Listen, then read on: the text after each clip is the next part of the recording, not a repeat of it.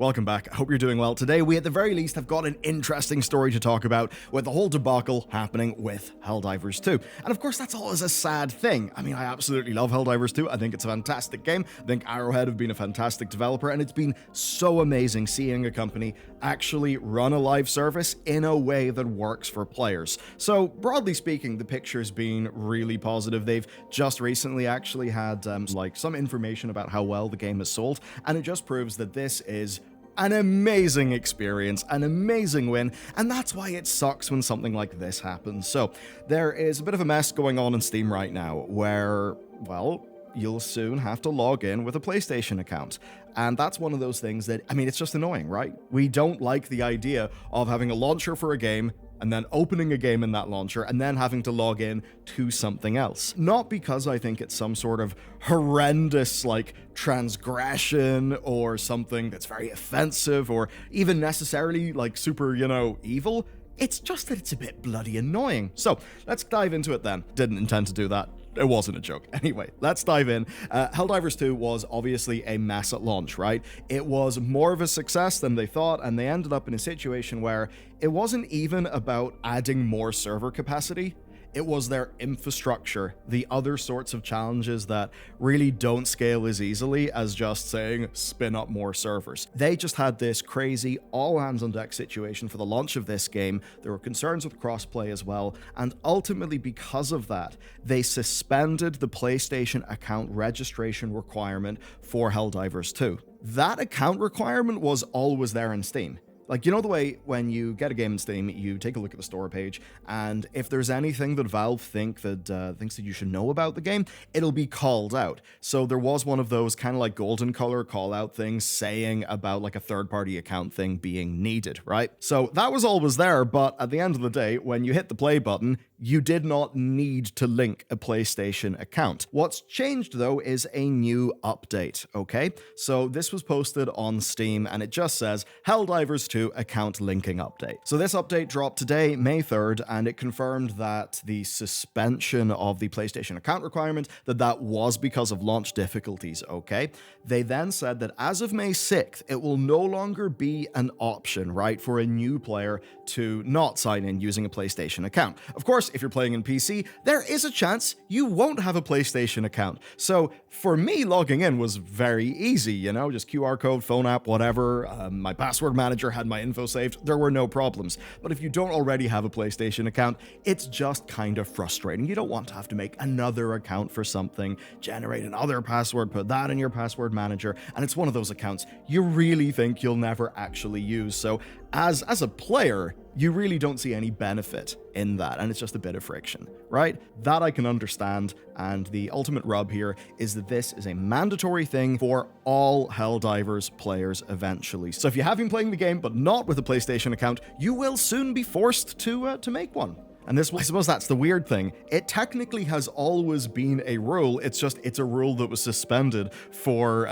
technical reasons. And I suppose if a rule isn't being enforced, do you really say it's a rule? And I think that's why we've ended up in this situation where people, quite literally haven't been betrayed by the wording of Steam pages, right? Technically, but emotionally it does feel a little bit like that because it's, forcing you to take a rather different action. Now, you might be wondering, why do this? Why on earth is this going to be a thing? Why would Arrowhead do this? In the grand scheme, it seems that Sony are the ones who handle user moderation and banning.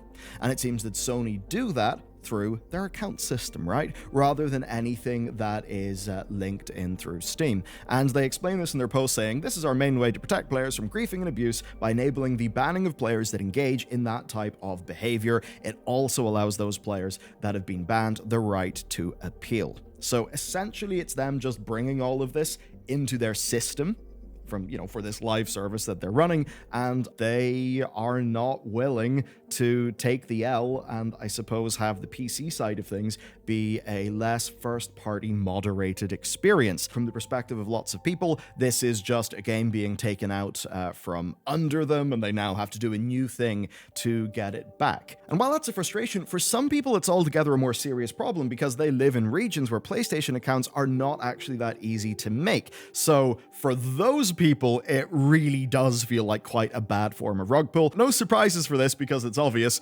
This has led to review bombing. You can see a very, very large spike in negative reviews on that Steam graph. Now, some people are calling for a class action suit here. Some people are demanding refunds and that sort of thing, essentially claiming that they never wanted this and that they wouldn't have purchased the game if they knew this would be a requirement. And that's the sort of interesting thing, right?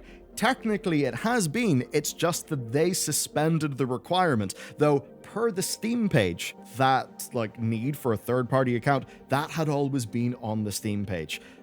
That being said, if you don't need to log in with a PlayStation account, you're probably not going to notice that because ultimately people are excited about a game, they buy the game, and they just generally don't expect bullshit. So those details are not the sort of thing that players will often read. I at least know that personally, I only really look up that stuff to know, does a game happen to run in Mac in case I'm, on a work trip and I'd like to play it? It's one of the only times I check that stuff, so I do understand people not being fully aware of this, I get it.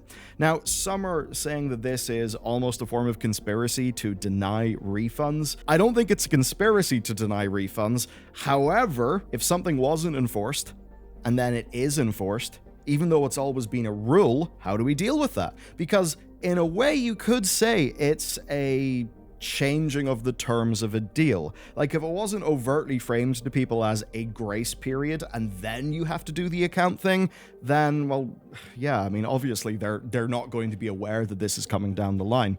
So I think, obviously, this has been a very easy thing for people to just feel bad about, right? When you boot this game for the first time, it does prompt you to link your PlayStation Network account for online access. So, here's what it says, right? Partial controller support. It lists the ones, like the Xbox, the DualShock, and the DualSense. It says that it incorporates third-party DRM in the form of N-Protect GameGuard and also requires third-party account. PlayStation Network supports linking to Steam account. And then, of course, they also say that the game has got its own EULA. That stuff had actually been there the entire time. And it was a minor controversy at launch because essentially the actual wording of the splash screen, that explicitly says that you need an account to play. And that is actually why I didn't question it, and I just linked my own PlayStation Network account. So from the perspective then of Sony and of Steam, this has always been part of the deal because it has been there, it has been a disclosure on the store page. And I've got to imagine that from their perspective, they would sort of say, well, okay, if your principles are detailed in this way, and, a third-party account being required is a deal breaker for you, I think Sony and Valve would probably say, well, if you have those detailed principles, you're probably the sort of person who would check this kind of thing on a store page before buying the game. That's ultimately what they will say. And I think if they end up with people requesting refunds because of this, that's probably the default retort that they're going to have. Now, there is then another angle to this, that essentially this is coming from PlayStation and that it's being imposed on the developers, right? That it is some sort of cheap move to just get a new surge of account signups, right? And in a way, that's not dissimilar to what happens with, say, locking the multiplayer functionality of the upcoming Ghost of Tsushima port. So if you want to do the multiplayer Legends mode, you will have to link your PlayStation account. Now, to me and you, might just be an annoying thing that we're asked to do. A lot of people could say, for Sony, well, what does that mean? If a game sells 500,000 copies, 1 million copies, something like that, well, Sony will almost certainly want to convert those into PlayStation Network accounts. It's good for one of their numbers. It makes it go up. That's literally, Sony, get your information. Frankly, they will want that data, right? So they want that. They also are the people who are handling moderation, banning, dealing with griefing and that sort of thing. And they are moderating that based on their own internal systems that PlayStation have built for running PSN. That's obviously what they're going to be dealing with here. And so I'm ultimately left feeling that this is quite the failure in communication, because this is a system that, yes, even if it is mandated by PlayStation, well, it was implemented by Arrowhead before the game launched, so Arrowhead definitely knew about this. I think what's less clear, though, is the messaging here, because developers do not always control their Steam pages. Mostly, they don't. It's the publisher who does that sort of thing. And that's where it gets interesting. PC Gamer spotted that a community manager from Arrowhead responded to a user complaining about all of this, and they essentially said the statement wasn't ours, and that piece of important information was missing. And that specific thing was about the region locks, right? So a user complained about that, and the CM essentially said, yep, we did not put that statement out. And they went on to say that as soon as they, as in Arrowhead, saw the statement, they basically started asking for more updates and information and details as to how all of the the linking requirements were being handled. So it does seem like this is something that certainly PlayStation have done, and maybe PlayStation and Arrowhead should have had better communication here, so it could just happen in a more balanced way. Now, the CM did eventually add this, quote, "We need an official statement before doing anything. Anything we say can and will be picked up and can be misunderstood by players, media, etc. We're replying to this as much as we can, but for more information, we are waiting for more info from Sony," which is understandable. We all get that a CM has, also got to coordinate between all the different parties, and if they were just going off half-cocked, well, it would probably be their head that would roll, right? So it does seem that Sony have effectively said that they want this rolled out sooner rather than later, and that is why that update happened. And going by the reaction here, it does appear that Arrowhead were somewhat caught off guard. I say appear, but it really does look like they were caught off guard. Just look at how the Arrowhead community managers are talking there. So I think that's basically that. Sony were a little bit pig-headed in how they did this. There should have been better communication, and there's rules, and there is, are the rules technically there? Because in this case, the Steam page always said a third-party account, a PlayStation account, would be required for the game. That has always been the case. People have used Wayback Machine and been able to confirm that, okay? So that is the rule. The rule has not changed. But when the enforcement of a rule changes, that's when a rule actually goes from may as well not exist because it literally isn't enforced to it does exist. So ultimately the situation here is that this is a game that has got cross-play. It doesn't actually have cross-progression, so if you own the game on console and PC, those are actually separate, but if you are playing in console, you can join your friends in PC. That would present a bit of a moderation problem for Sony. What happens if you have, let's just say, half of your player base on PSN accounts, the other half of your player base is just on an unlinked Steam account? Well, Sony then would have somewhat of an issue when it comes to their own community management, dealing with reports and that sort of thing, if half of it is happening on their own accounts and the other half isn't. That's why they're doing this. I don't think that it's some sort of move, out of pure badness. What I do think it is, though, is just poor communication across the board. They didn't think about some of the obvious things that they should have thought about, and whenever a decision was made to suspend this requirement,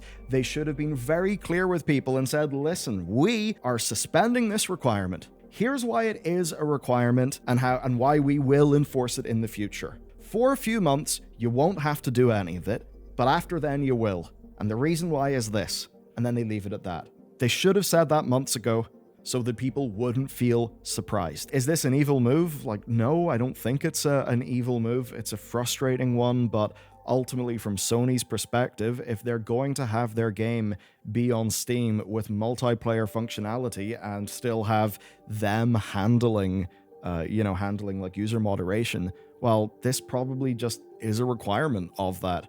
Either that, or they would have to get some sort of deep integration going with Valve, because currently they rely on a linked Steam and PSN account. So unless they could somehow just say, hey, Valve, we would like to moderate your Steam players when they're playing our game, and for those two parties to then come to a deal. So ultimately, that's the situation then. Technical things can be really annoying, and I suppose it would be nice if these parties could work together a bit more. It's a problem of service and friction. The ideal way to solve this would be to reduce those things. Let me know what you think, man. Sorry, I've rambled on just because I think this is an interesting story of policy enforcement and technical requirements for lots of different parties. But at the end of the day, I know that for most people, it's just a ball ache.